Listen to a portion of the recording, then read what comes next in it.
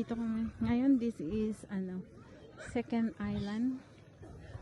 Ito yung tawag na Luli Island. Lulubog Lilitaw Island daw ang tawag nila dito. Ayan si Chris. He's going swimming while I'm taking videos.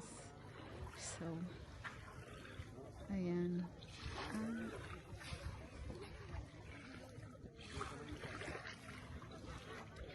Luli Island. Dito kami. So this is part of the package, which is 3 islands. We already came to the first island. Galing na kami doon sa island na yun.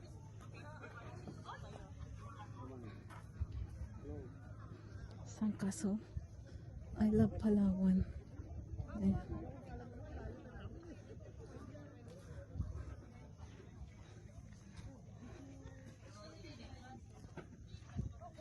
Tignan nyo guys, ang ganda.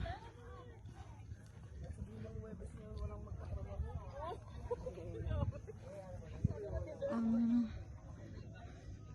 haba ng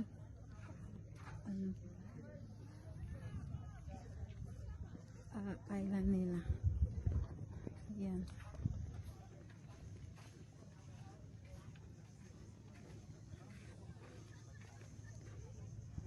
Sandbar. Ang haba. So, like I said, they call this island Luli Island because ano daw, when it's high tide, it's get buried with the water, and it's low tide. When it's low tide, it reappear. So it disappear and it reappear. So this Luli Island, there you go. Life's a beach, Luli Island. Ayan. Luli Island. Ayan. Guys, ang ganda. Yan. Ito yung one of the activities that we chose to do while we are here in Palawan.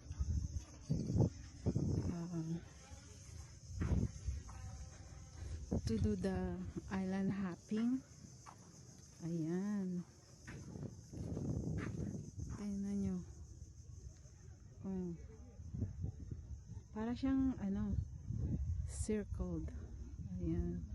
Ayan yung mga cottages. We're one of those, and we are also we're also going to have our lunch here. Lunch were provided. It was included sa package tour. Yan. We booked this tour through Klook 2 days ago, because if you book it through the resort, meron siyang patong. So somebody advises me at the airport, like the guy that was arranging for the transportation from the airport to your resort. He told us, he was asking how long we're gonna stay, and if we're going to do a tour. He advised us not to do it through the resort because they unfortunately put a commission on top, like a percentage. So we follow his advice and we book it through Klook, because I was estimating or calculating it through the resort. It was $2,050. It's like $50 to $60 each, but through Klook website, it was $44, so Canadian. So we just book it through Klook. We save a little bit. We save literally like what, $15? So but we have to pay 300 peso, $7.50 Canadian for the environmental fee. But I just learned this morning that that environmental fee, they only collect that once, and you just show the receipt. If you do another excursion, it will be included on the environmental fee. So yeah, this is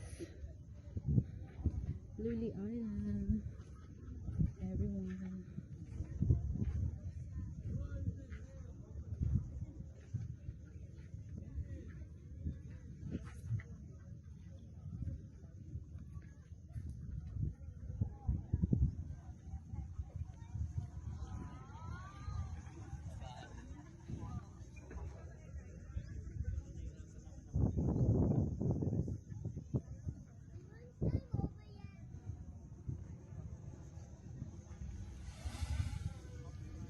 Hindi na ako kumuha ng video sa first island kasi it wasn't really an island. It was just a, ano lang siya, parang tawag dito, it's like ano lang siya, in the middle of dagat. Naglagay lang sila ng parang ano,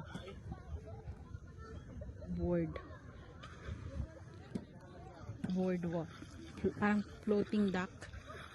They just put a floating dock and then you can do your snorkel right there and then. So yeah,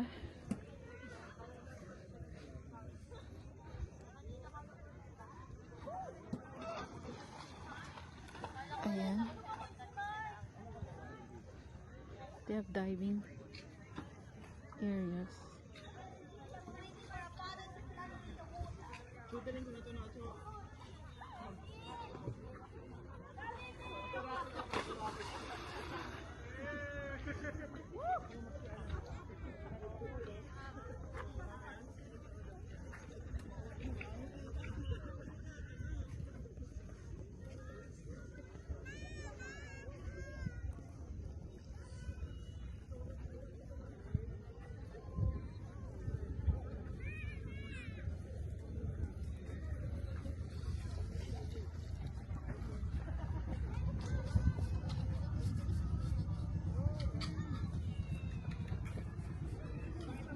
They also have paddleboards.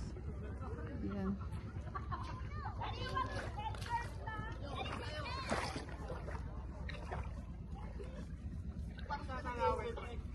It's private rest house.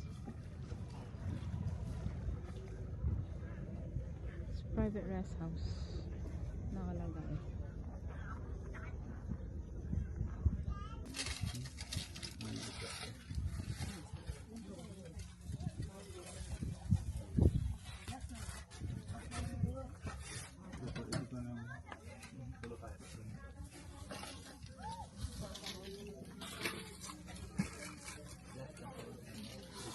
Here, fish niyo sir. Yung sa mga good kisip ko. Yan na naman, wala na kasi kung lalaki. Dito na lang to.